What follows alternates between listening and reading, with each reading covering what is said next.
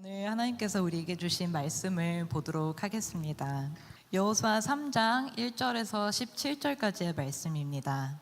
저와 여러분이 교독하시겠습니다. 여호수아는 아침 일찍 일어났습니다. 그와 모든 이스라엘 백성들은 시딤에서 출발해 요단강으로 가서 강을 건너기 전에 거기서 묵었습니다. 3일 후 지휘관들이 진영에 두루 다니며 백성에게 명령했습니다. 너희가 너희 하나님 여호와의 언약궤와 레위 사람들인 제사장들이 그 궤를 메고 가는 것을 보면 너희는 너희가 있던 곳을 떠나 그 궤를 따라가라. 다만 너희는 그 궤와 거리가 약 2,000 규빗쯤 되게 하고 궤에 가까이 가지는 말라. 그러면 너희가 어떤 길로 가야 할지 알게 될 것이다. 너희가 전에는 이 길로 지나간 적이 한 번도 없었다. 여호수아가 백성들에게 말했습니다. 너희는 스스로를 정결하게 하라. 내일 여호와께서 너희 가운데 놀라운 일을 행하실 것이다. 여호수아가 제사장들에게 말했습니다. 언약궤를 메고 백성들 앞서 강을 건너라. 이에 제사장들은 언약궤를 메고 백성들 앞서 갔습니다. 그러고 나서 여호와께서 여호수아에게 말씀하셨습니다. 오늘 내가 모든 이스라엘이 보는 앞에서 너를 높일 것이다. 내가 모세와 함께 했듯이 너와도 함께하는 것을 이스라엘이 알게 될 것이다. 언약궤를 메고 가는 제사장들에게 말하여라. 너희가 요단강 물가에 이르러 강에 서 있으라. 여호수아가 이스라엘 백성들에게 말했습니다. 이리 와서 너희 하나님 여호와의 말씀을 잘 들으라. 여호수아가 말씀하셨습니다. 이로써 너희가 살아계신 하나님께서 너희 가운데 계시고 그분이 분명 너희 앞에서 가나안 사람과 헷 사람과 히위 사람과 브리스 사람과 기르가스 사람과 아모리 사람과 여부스 사람을 반드시 쫓아낼 것임을 너희가 알게 될 것이다. 보라, 온 땅의 주의 언약궤가 너희 앞서 요단강을 건너게 될 것이다. 그러니 이제 이스라엘 지파 가운데 각 지파에 한 사람씩 12명을 뽑으라. 여호와 온 땅의 주 되시는 여호와의 궤를 맨 제사장들이 요단강에 발을 담그고 선 순간 아래로 흐르던 물이 끊기고 벽을 이루어 서게 될 것이다. 그리하여 백성들은 요단강을 건너기 위해 진영을 떠났고 언약궤를 맨 제사장들은 백성들 앞에 서서 갔습니다. 드디어 궤를 맨 제사장들이 요단강에 이르러 그들의 발을 물속에 담갔습니다. 요단강은 추수 때여서 물이 강도까지 가득 찼습니다. 위에서 흐르던 물이 멈추어 서고 저 멀리 사르단 지방의 아담이라는 동네쯤에서 벽을 이루기 시작했고 아래쪽 아라바 해역 곧 여매로 흐르던 물은 완전히 끊겨버렸습니다. 그리하여 백성들은 여리고 맞은편으로 건너갔습니다. 함께 읽겠습니다. 여호와의 언약궤를 든 제사장들은 요단강 한복판 마른 땅 위에 서 있었습니다.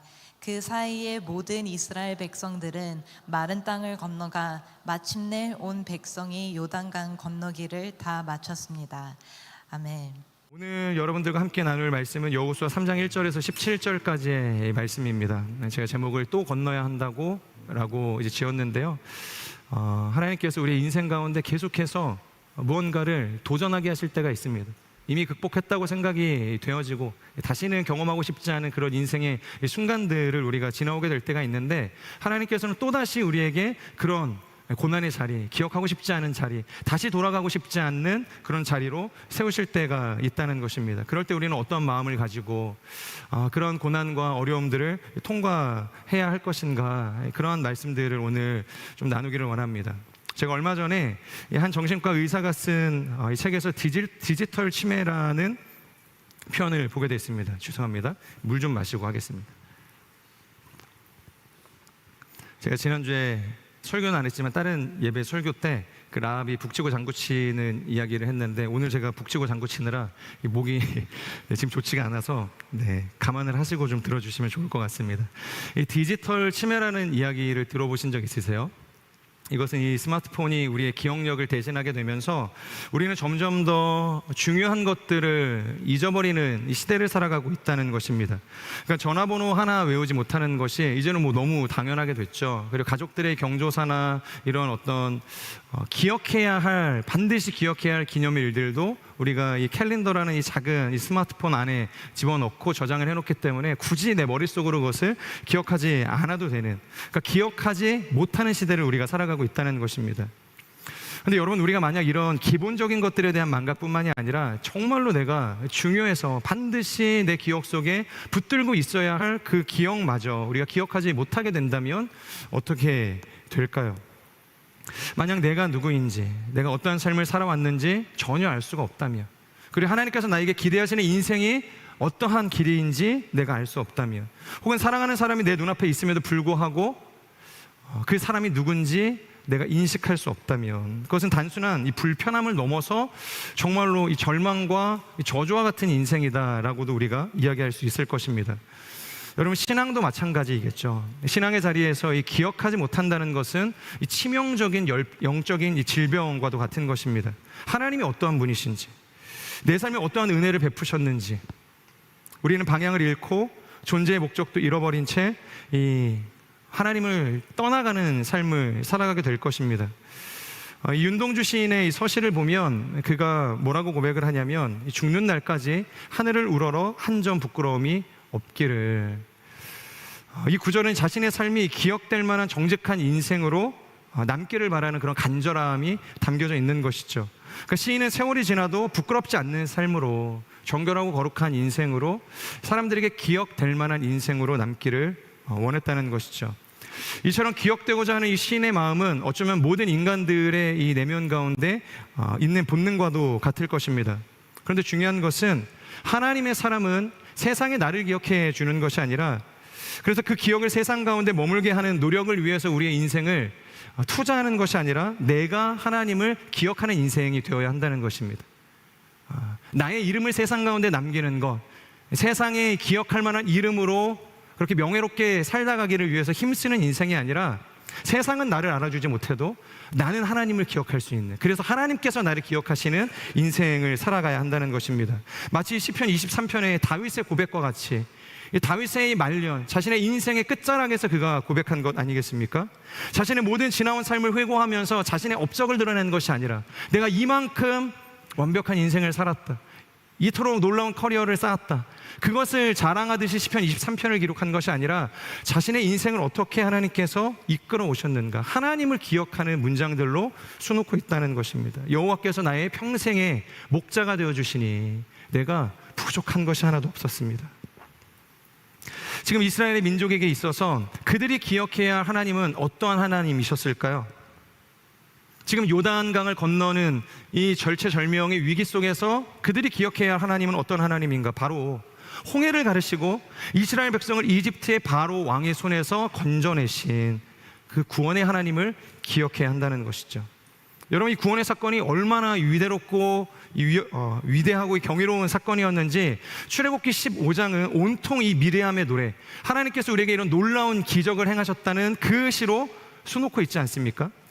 여러분, 성경에서 이 여성을 중심으로 한 이 시라는 것은 고작 5편밖에 없습니다. 시편만 하더라도 150편의 시가 있죠. 찬송시가 있죠. 근데 성경 66권 중에 고작 이 5편 외에, 이 5개의 노래 외에는 여인이 하나님을 위해서 올려드린 이 시가 없다는 것입니다. 그만큼 홍해를 가르고 이 구원을 베푸신 하나님의 역사는 그들에게 있어서도, 그리고 우리에게 있어서도, 그리고 하나님께 있어서도 결코 잊어서는 안 될 기억이었다는 것입니다. 자, 이제 그런 하나님께서 그들에게 인생의 두 번째 바다, 이 요단강을 건너라고 명령을 하시는 거죠. 그래서 다시 한번 묻겠습니다. 그들이 기억해야 할 하나님은 어떤 하나님이셔야 합니까? 지금 그들이 기억해야 할 그 기억은 어떤 기억이 되어야 하는 것인가? 요단에 물을 말릴 이 방법을 그들이 찾아야 하는 것입니까? 아니면 모든 백성들을 다 태우고도 능히 건너갈 수 있을 만한 그런 이 조선력, 기술력을 그들이 준비해야 되는 것입니까? 그들은 지금 무엇을 한다 한들 사실 이 요단강을 건널 수 있는 물리적인 방법이 없다는 것입니다. 그러니까 지금 그들이 해야 할 단 한 가지가 있다면 그것은 홍해를 가르신 하나님에 대한 기억이라는 것이죠. 바로 그 하나님이 어떠한 분이셨는지를 기억한 사람만이 오늘 이 요단강을 건널 수 있다는 것입니다. 이 위기 앞에서도 담대할 수 있다는 것이죠. 사랑하는 여러분, 우리의 인생 가운데에서도, 우리의 신앙 가운데에서도 혹시 하나님에 대한 이 치매 증상이 일어나고 있지는 않습니까? 정작 내가 기억해야 할 그 하나님에 대한 그 놀라운 사건들을 잊어가고 있지는 않습니까? 그리고 오늘도 스스로 나의 힘으로, 나의 능력으로 나와 함께 관계를 맺는 이 인생의 인프라를 통해서 이 요단강을 건너겠다고 혹시 노력하고 있지는 않으십니까? 그렇다면 오늘 우리는 기억해야 할 것입니다. 하나님께서 과거에 그 홍해를 가르실 때만 계셨던 하나님이 아니라 오늘도 우리의 삶 가운데 계시고 앞으로도 만나게 되어질 인생의 요단강 속에서 우리를 동일하게 건너게 하실 하나님이라는 그 기억을 우리가 끄집어낼 수 있어야 된다는 것입니다. 오늘 하나님께서 이 이스라엘 민족들 가운데 어떻게 요단을 건너게 하시는가 우리가 함께 좀 살펴보기를 원합니다. 우리 1절 말씀 같이 한번 읽어볼까요? 1절입니다. 시작. 그와 모든 이스라엘 백성들은 강을 건너기 전에 거기서 묵었습니다. 첫 번째 나누길 원하는 것은 새로운 아침은 그냥 오지 않는다는 것입니다. 1절을 보면 아침 일찍 일어나 그들이 움직였다 이런 표현이 있죠. 여기서 이 아침 일찍이라는 것은 이 히브리어 이 보케르라는 단어가 사용이 되는데요. 쉽게 말하면 이 아침과 어둠의 교착점과 같다고도 보실 수 있습니다. 우리가 뭐 개와 늑대의 시간이라는 이 표현들을 사용을 하면서 이게 개인지 늑대인지 분간이 되어지지 않는 이 해가 질 무렵을 우리가 그 시간으로 표현하지 않습니까? 그러한 표현으로 우리가 부르는데 이 보케르라는 것도 마치 이 새벽이 지나고 이 동이틀 그 아침 무렵의 그 언저리를 이야기하는 시간이라는 것입니다. 제가 수요일에도 이 제주팀 배웅을 위해서 4시에 일어나서 이 교회에 왔습니다. 분명히 제가 출발하고 교회에서 짐을 쌓고 이 차에 탈 때만 하더라도 온통 이 하늘이 어두웠거든요. 근데 정신없이 움직이고 이 봉고차를 이제 운전해서 출발하려고 하니까 하늘이 이렇게 하얗게 갠 겁니다. 너무 이제 밝은 거예요. 그 광경을 보면서 이 해성그룹장님과 한 자매가 뭐라고 이야기하냐면 하늘이 너무 이쁘다. 하늘이 너무 밝게 밝아왔다. 이제 그 이야기를 하는 것입니다. 그런 하늘 보신 적 있으시지 않습니까? 나는 새벽을 깨운 적이 없어서 혹시 네, 이번 주간 하영조 목사님이 이 추모 기념이 있어서 우리가 이 특세를 진행을 했는데 오셔서 다 경험해 보셨던 아마 그런 장면이었을 거라는 생각이 듭니다. 어쨌든 1절에 나오는 이 보케르라는 표현은 단순한 표현이 아니라 이스라엘 민족에게 있어서 이 새로운 시작을 의미한다고 볼 수 있다는 겁니다. 그러니까 하나님께 불순종하고 이 죄로 얼룩졌던 이 40년의 이 시간을 뒤로하고 이제는 태양에 떠오르는 이 새로운 세계로 하나님께서 그들을 인도하시겠다는 이 하나님의 의지가 담겨 있다는 것입니다. 하나님께서 그들의 인생을 이제는 어둠에서 빛으로, 절망에서 소망으로 인도하시겠다라고 명령하고 있는 것이죠. 자, 그런데 여기서 더 중요한 것이 있다면 이런 새로운 시작, 이 분기점을 만들어내는 과정에서 전적인 하나님의 은혜가 있어야겠죠. 하지만 여호수아와 이스라엘 민족의 결단도 요구가 되어진다는 것입니다. 1절의 하반절을 보면 뭐라고 쓰여져 있냐면 그들이 시딤에서 떠났다라는 그런 표현이 있거든요. 지금 이 이야기는 라합의 사건 이후에 바로 기록된 본문이라고 볼 수 있습니다. 그렇다면 이것이 왜 중요한가? 왜 중요할까요? 시딤에서 2명의 정탐꾼을 보냈고 라합의 이야기를 듣고 2장에서 3장으로 우리가 넘어오게 됐습니다. 왜 하나님께서 굳이 2장의 이 라합의 이야기를 담으시고 이 3장의 요단을 건너는 이 사건을 기록하신 것일까? 그것은 아마도 이 라합의 이야기가 담고 있는 내용 때문일 것입니다. 최근에 이 MZ세대 사이에서 회자되어지는 이 나음당했다라는 혹시 표현을 들어보신 적 있으십니까? 나음당했다? 없으시죠? 이것은 가난하고 고통스러운 삶은 가난함에도 나를 낳은 부모의 탓이라는 겁니다. 그러니까 내가 지금 가난한 것은 내게 잘못이 있는 것이 아니라 가난한 부모가 나를 낳지 말았어야 되는데 가난함에도 불구하고 욕심으로 나를 낳았기 때문에 그 가난이 되물림되었기 때문에 내가 가난하다는 거예요. 그래서 나음을 당했다라는 표현으로 사용을 한다는 것이죠. 그런데 여러분, 이 세상에 자신이 원해서 태어난 사람이 존재할까요? 어떤 사람인데 자신이 의지적으로 자신이 원해서 이 세상 가운데 태어난 사람은 없을 것입니다. 사람은 스스로 태어나 병원을 정할 수도 없죠. 원하는 국적을 취득할 수도 없습니다. 그리고 그 흔한 자신의 이름마저 스스로 정하고 태어날 수 없다는 것입니다. 마찬가지로 이 가난이나 이 고통과 같은 것 역시 결코 이 개인이 선택할 수 없는 이 외부적인 조건이라는 것입니다. 그러니까 내가 선택할 수 없는 불가항력적인 상황이라는 것이죠.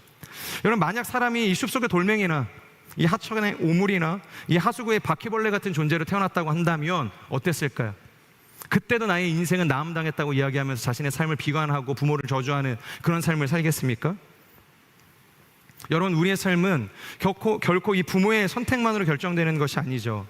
물론 이 부모를 통해서 여러 가지 이 좋은 이 출발점 앞에 서서 가게 될 수도 있습니다. 모든 사람들의 출발점은 같을 수 없겠죠. 하지만 그렇다 할지라도 우리가 우리의 인생 가운데 주어진 이 순간 속에서 우리의 선택과 이 행동이라는 것은 우리의 현재와 앞으로를 바꿀 수 있는 굉장히 강력한 무기가 될 수 있다는 것입니다.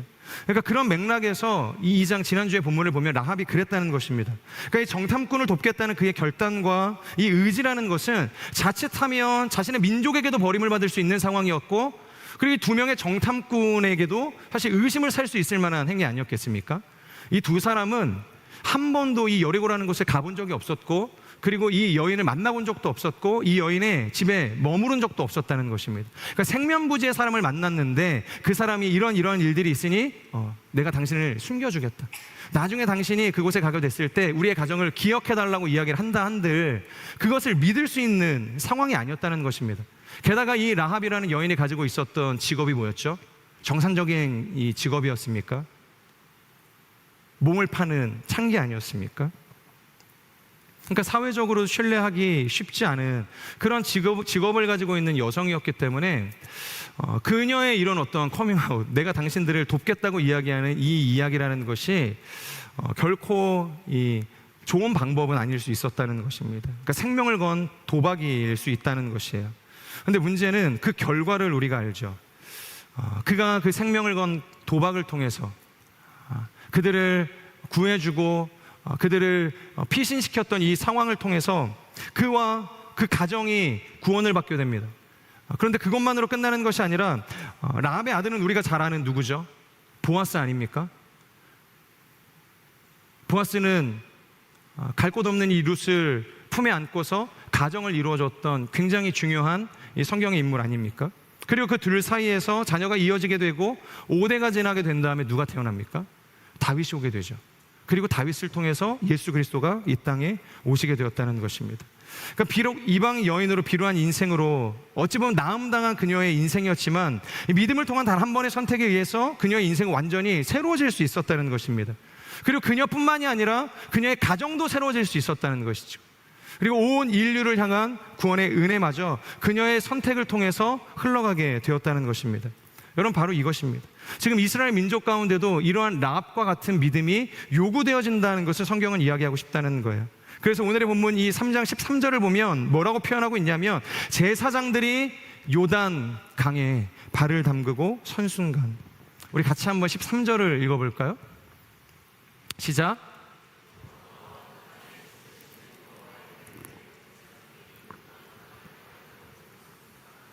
아래로 흐르던 물이 끊기고 벽을 이루어 서게 될 것이다. 자, 여기서 담근다는 것은 뭐 내려앉다, 이 정착한다라는 의미를 가지고 있는데, 다시 말해서 이 13절에서 이야기하고 싶은 게 뭐냐면, 그러니까 믿음의 정체가 정확하게 뭐냐면 단순히 물 표면에 스치듯 얹는 것이 아니라 그 위에 자신의 전 존재를 내어 맡기는, 그러니까 던져짐이 필요하다는 것입니다.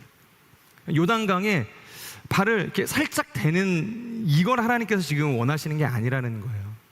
요단강 중심으로 들어가서 자신의 이 몸을 내던질 수 있는, 온전히 하나님께 맡길 수 있는 이 믿음의 결단이 필요하다는 것이죠. 따라서 지금 요단강 앞에 서게 될 이스라엘 백성이 가져야 할 태도가 있다면, 이미 오랜 시간 광야를 지나왔고 이미 많은 눈물의 골짜기를 건너왔는데 또 강을 건너야 합니까? 그렇게 하나님께 원망하는 것이 아니라 오직 라합과 같은 이 믿음으로 요단강 물 위에 자신을 내던질 수 있는 이 던져짐의 믿음이 요구되어진다는 것입니다. 이것이 바로 하나님께서 이스라엘 민족들을 요단을 건너게 하셨던 첫 번째 원리라는 것이죠. 하나님께서 홍해를 건너시게 할 때처럼 그냥 완벽한 하나님의 주권적인 은혜로 그들을 인도하시지 않는다는 거예요. 요단강에 물을 가르시는 분은 하나님이시지만 그것을 선택해서 건너야 할 믿음은 우리에게 필요하다는 것이죠. 두 번째 나누길 원하는 것은 5절입니다. 5절. 우리 5절 말씀 같이 읽겠습니다. 시작. 여호수아가 백성들에게 말했습니다. 너희는 스스로 정결하게 하라. 내일 여호와께서 너희 가운데 놀라운 일을 행하실 것이다. 두 번째는 스스로 정결하게 하라입니다. 하나님께서 지금 그들에게 요구하는 것이 딱 한 가지가 있습니다. 그것이 정결하게 하라는 것이죠. 여러분, 하나님의 백성에게 정결하십시오라고 이야기하는 게 이상합니까? 너무 당연하지 않습니까? 저희 부모님이 오늘 너 집에 와서 자, 너무 당연하지 않습니까? 그럼 제가 어딜 가서 잡니까? 집이 있으면 집에 가서 자는 겁니다. 하나님의 백성에게 하나님께서 하나님의 사람으로 정결한 삶을 살라고 이야기하는 것은 특별한 요청이 아니라는 거예요. 너무 당연한 이야기라는 것이죠. 근데 제가 이 본문을 이 홍해 사건과 비교하면서 읽으니까 좀 재밌는 지점들이 많더라고요. 그 중에 하나가 좀 전에 이야기했던 이 정결이라는 명령이었다는 거예요. 자, 이스라엘 민족이 애굽을 살아갈 때에는 하나님의 율법이 주어지기 전이었죠. 그렇다는 것은 당연히 하나님의 뜻을 알고 싶어도 알 수 없는 상태 아니었겠습니까? 왜냐하면 율법은 기준이기 때문에, 하나님의 마음이기 때문에, 내가 하나님의 마음을 모르는데 하나님의 뜻대로 살아갈 수 없는 거 아니겠습니까? 그러니까 그들은 원하지만 그런 삶을 살아갈 수 없는 상황이었다는 것이죠. 그래서 그들은 고작 이 아브라함에게 주신 선조의 언약을 붙들고서 자신을 이 압제 속에서 구원할 그 구원자를 기다리고 있는 상황이었다는 거예요. 혹은 자신의 아버지와 이 할아버지의 입을 통해서 구전으로 그들이 경험했던 이 하나님에 대한 이 굉장히 제한적이고 이 짧은 이야기들을 아마 듣고서 그것을 순종하며 살아왔을 것입니다. 그렇기 때문에 하나님의 뜻을 따라서 살아간다는 것은 결코 쉬운 일이 아니었다는 것이죠. 설령 자신들이 이 부모 세대, 조상 세대를 통해서 전해받은 모든 이야기들을 다 그대로 살아낸다 하더라도 그것이 완벽한 하나님의 말씀이 아니기 때문에, 기준이 아니기 때문에 그들의 삶 또한 완벽하다 이야기할 수 없을 거라는 것입니다. 그렇기 때문에 그런 백성들을 향해서 하나님께서 홍해를 건널 때 정결하라고 만약에 이야기한다 하면 그것이 합당한 요청이겠습니까? 가령 제가 저희 둘째 딸에게 제가 한 번도 식탁에서 그런 이야기를 한 적도 없고 가르친 적도 없고 얘가 경험해 본 적도 없는 거예요. 그런데 제가 갑자기 오늘은 수저를 들면서 그렇게 이야기하는 겁니다. 식탁에 밥이 차려져 있을 때는 아무리 먹고 싶은 음식이 있어도 어른이 식사에 이 수저를 뜰기 전에는 절대로 먹어서는 안 된다. 그리고 절대로 편식을 하면 안 되고 어떤 반찬이 나와도 감사한 마음으로 먹는 것이 음식을 만드는 엄마에 대한 최소한의 도리이기 때문에 그런 마음을 가지고 오늘부터 식사해. 만약에 제가 저희 딸에게 그렇게 이야기를 한다면 저희 딸이 지킬 수 있을까요? 아이를 키워보는 부모들은 다 아시죠? 현실은 전쟁이거든요.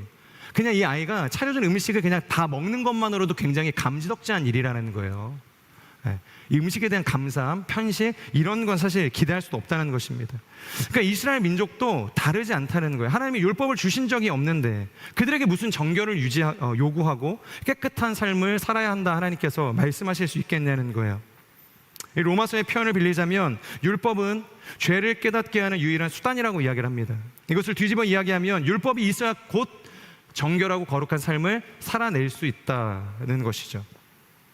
그런데 이스라엘 백성, 홍해를 건널 당시의 이스라엘 백성은 아직 율법을 받기 전이었다는 것이죠. 자, 그런데 지금 이 40년의 광야의 시간을 보내고 요단강 앞에 서 있는 그들에게는 이제 무엇이 있습니까? 그때와는 다르죠. 지금은 하나님께서 정결을 요구할 수 있는 상황이라는 것입니다.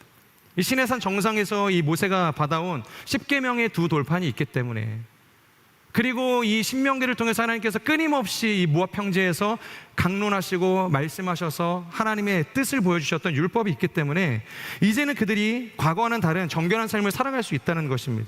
더 근원적으로 본질적으로 이야기하자면 하나님의 원리대로 세상 속에서 승리하는 삶을 살아가는 것이 가능하다. 자, 그런 원리에서 이 정결하게 하라는 말씀을 우리가 볼 수 있어야 된다는 것입니다. 우리 5절의 말씀 다시 한번 읽어볼까요? 오늘의 본문 5절 말씀입니다.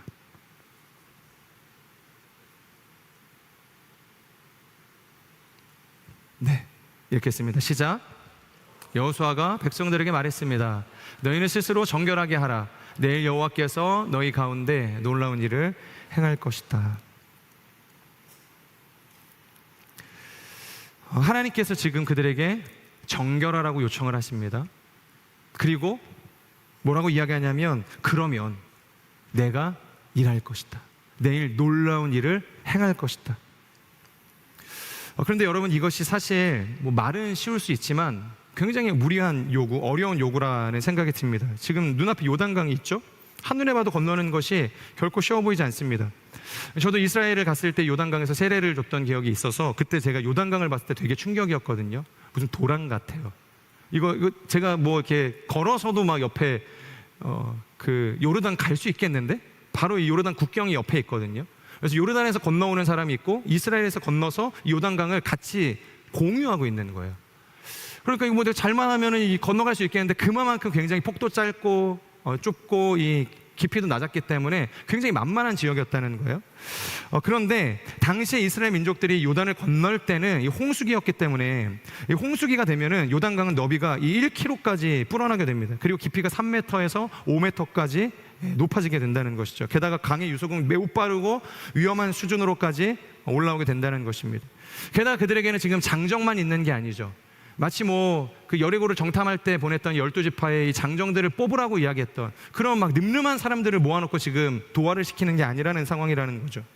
짊어져야 할 가축들이 있고 그리고 수많은 가족들이 있어요. 아이들이 있고 늙으신 어른분들이 있었던 상황이었다는 것이죠. 그런 상황 속에서 이 요단강 도활하는 것은 자력으로는 결코 불가능한 상황이었다라고도 볼 수 있는 것입니다. 최소한 하나님께서 그들에게 정결하게 하라, 거기에서 또한 뭔가 단서를 주셔서 이거를 해라 라고 차라리 말을 하셨다고 한다면 그들의 마음이 편했을 것입니다. 그런데 뭐라고 이야기하냐면 아무것도 하지 말고 그냥 정결한 삶을 위해서 너희 스스로를 구별하라고만 지금 이야기하고 있다는 거예요. 그러니까 쉽게 말하면 아무것도 하지 말고 기도하고 예배하라고 이야기하는 것입니다. 눈앞에 요단강이 있는데 건너야 할 대적의 위험이 있는데 하나님께서 아무것도 하지 말고 기도하고 예배만 하라고 이야기를 한다면 여러분이라면 어떻게 하시겠어요? 저는 굉장히 극피거든요. 근데 이런 상황 만약에 하나님께서 요청하신다고 한다면 없는 이 제의를 짜내가지고 어떻게든 계획을 할 것입니다. 수많은 사람들을 모아놓고 요즘에 국무회의를 라이브로 틀어가지고 집단지성의 힘을 믿는다 이런 이야기하면서 세간에 막 보도가 되고 있는데 저도 막 사람들을 모았을 거예요. 어떻게 우리가 이 요단강을 도와할 수 있는가. 그러니까 한 사람의 이 지혜는 한계가 있으니 이 집단지성의 힘을 믿는다고 사람들을 모으는 이런 일들을 했을 것입니다. 그런데 하나님께서는 그런 거 하지 말라고 이야기하는 거예요. 그냥 정결하게 너희 자신을 구별하고 기다리고 있으라. 그러면 하나님께서 내일 이맘때쯤 일할 것이다. 놀라운 일을 행할 것이다. 그런 이야기를 하는 것입니다. 제가 최근에 다른 예배 때는 이야기한 적이 있는데 제가 강변북로를 이렇게 달리고 있을 때였어요. 그러니까 1차선의 이 제한 속도인 제가 1차선에서 이 강변북로의 제한 속도가 혹시 몇 킬로인 줄 아세요? 80km거든요. 갈 때마다 이렇게 80이라는 표지판이 이제 붙어 있습니다. 그래서 제가 1차선에서 80을 밟고서 이렇게 가고 있었어요. 근데 뒤에서 어떤 차인지는 정확하게 기억이 나지 않는데 굉장히 굉음을 내고 제 후미까지 바짝 다가와서 계속 하이빔을 껐다 켰다 그러면서 이렇게 막 크락션을 누르시는 거예요. 제 기분이 너무 나쁜 거죠. 나는 80km의 정속 주행을 하고 있고 안전운전을 하고 있는데 매뉴얼대로 운전을 하고 있는데 옆에가 텅텅 비어 있습니다. 가고 싶으면 옆으로 해서 이렇게 가면 되지 왜 굳이 내 이렇게 뒤로 와가지고 나를 비키라고 이야기하나. 제가 끝까지 비켜주지 않았습니다. 그리고서 그렇게 갔어요. 그런데 뭔가 약간 깨림칙해서 제가 이 챗 GPT를 켜가지고 음성으로 물어봤습니다. 내가 이런 상황이었는데 뒤에서 차가 와가지고 계속 막 크락션도 누르고 막 하이빔 깜빡깜빡 거렸다. 너무 기분이 나쁜데 지금 이게 누구 잘못이냐. 그랬더니 챗 GPT가 뭐라고 이야기하냐면 당신 잘못입니다. 당신은 비켜주셔야 합니다. 그러니까 강변북로는 엄연히 자동차 전용 도로이기 때문에 1차선은 무조건 비켜줘야 된다는 거예요. 그러니까 양보 차선이고 추월 차선이기 때문에 그냥 막 뒤에서 오면은 그냥 무조건 비켜줘야 된다는 거예요. 근데 제가 너무 화가 나는 겁니다. 왜? 그래도 엄연히 도로에 아무리 자동차 전용 도로여도 법이라는 게 있으면 80km 제한 속도가 있잖아요. 나는 이 제한 속도를 지키고 달리고 있는데 만약에 이 사람이 나를 추월하고 싶으면 몇 킬로를 달려야 되는 거예요? 정속 주행을 하고 있는 80km를 넘어가야 이 사람이 저를 추월할 수 있는 거예요. 그러면 나는 양보 차선에 있다고 해서 이 사람이 법을 어기는 것까지 내가 이렇게 용인을 하면서 양보를 해줘야 되냐?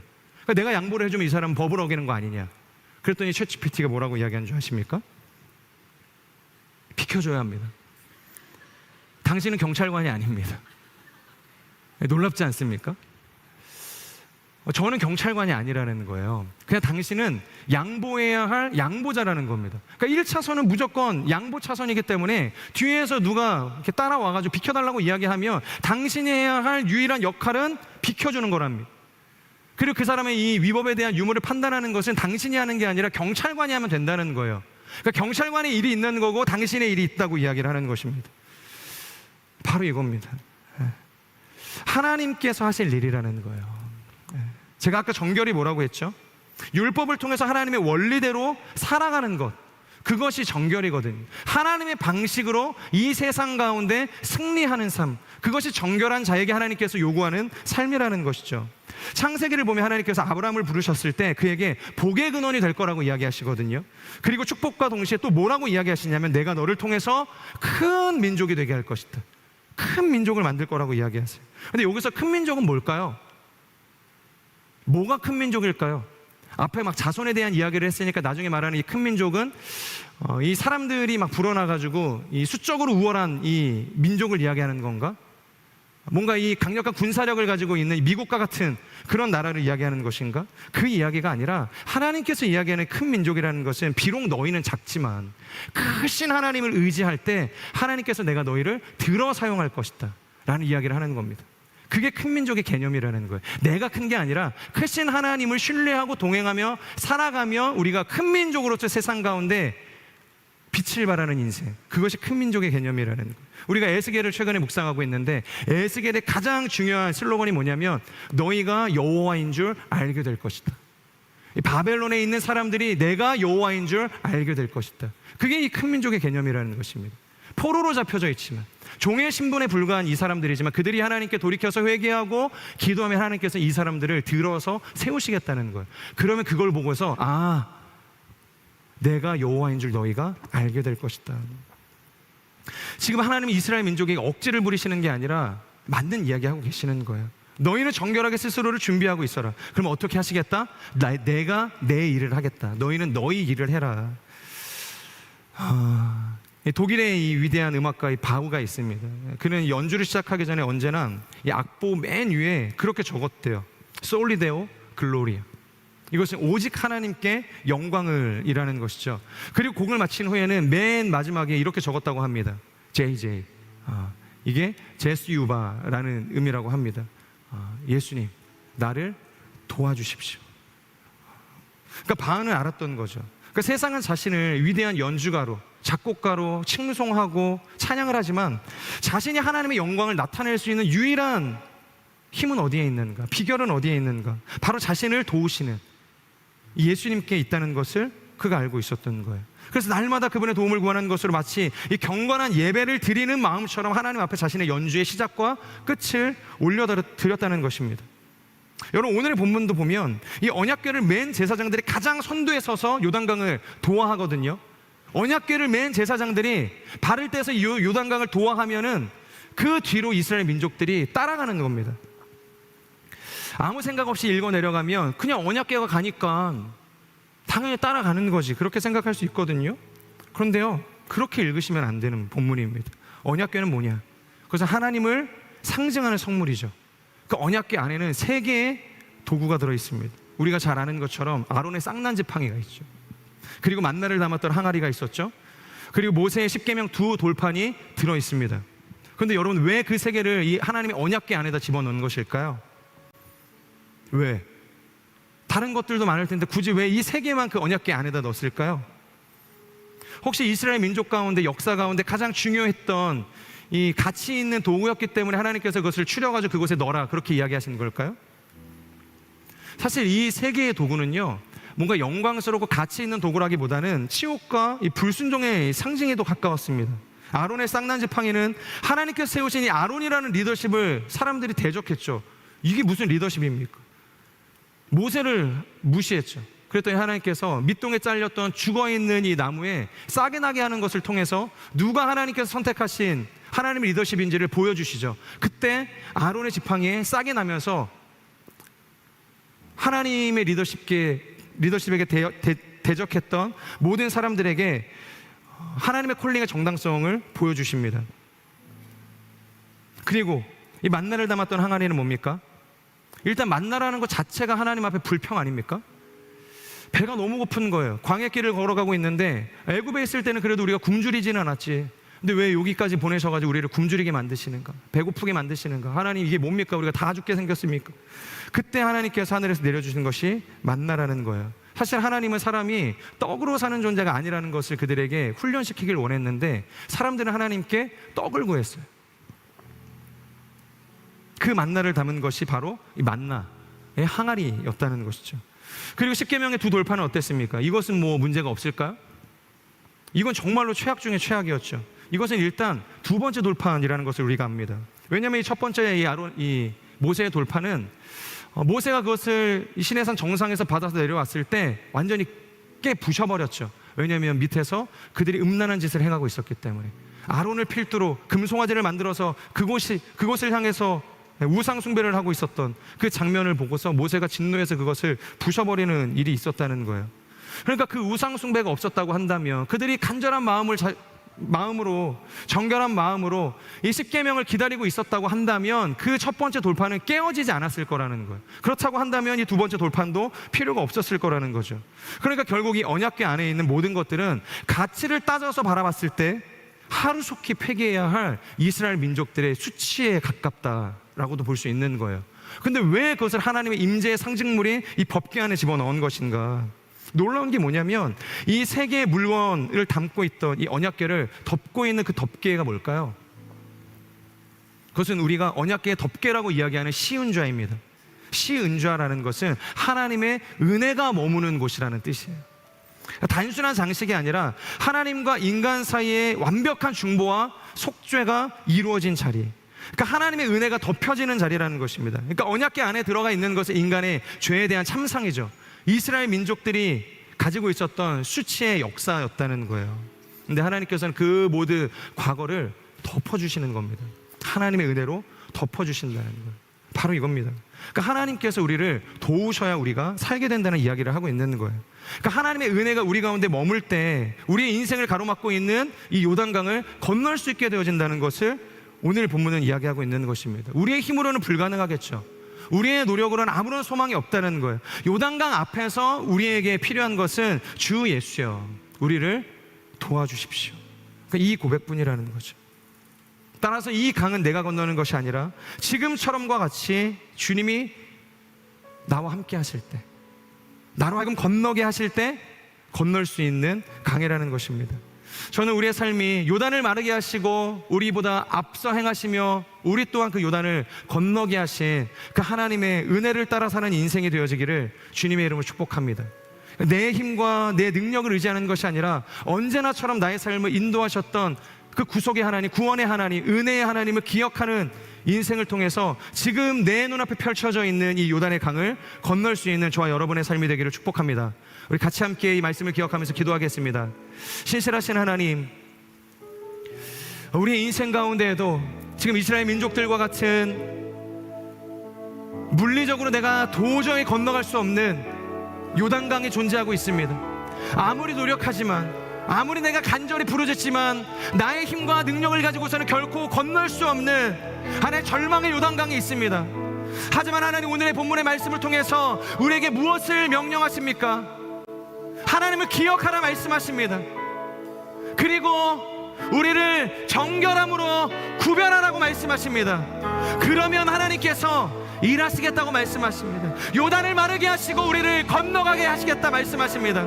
하나님, 나를 의지하지 않게 하여 주시고 하나님 바라보며 그 구원의 하나님을 의지하며 오늘도 죄악 가운데 물들어 있는 우리 가운데 그 쉬운 자를 통하여서 은혜로 우리를 구속하시는 그 구원의 하나님을 바라보며 이 인생의 요단강을 건너는 하나님의 사람들이 될 수 있도록 역사하여 주시옵소서. 오늘의 말씀을 기억하며 우리의 삶을 주 앞에 올려드리며 통성으로 기도하며 나아가겠습니다.